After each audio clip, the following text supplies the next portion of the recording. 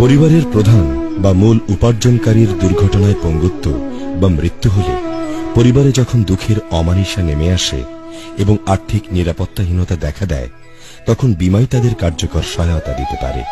মূলত এই উদ্দেশ্যেই বীমার উদ্ভব ও বিকাশ ঘটেছে। প্রচলিত সনাতন বীমা মুসলিম সমাজে গ্রহণযোগ্য নয় বলে ইসলামী শরিয়াহ বিশেষজ্ঞগণ সর্বসম্মত অভিমত ব্যক্ত করেছেন।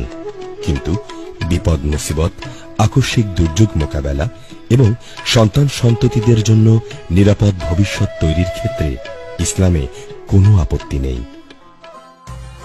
রাসূলুল্লাহ সাল্লাল্লাহু আলাইহি ওয়াসাল্লাম বলেছেন, তোমাদের উত্তরাধিকারীদের নিঃস্ব, পরমুখাপেক্ষী ও অপর লোকদের উপর নির্ভরশীল করে রেখে যাওয়া অপেক্ষা তাদের সচ্ছল, ধনী ও সম্পদশালী রেখে যাওয়া তোমাদের পক্ষে অনেক ভালো।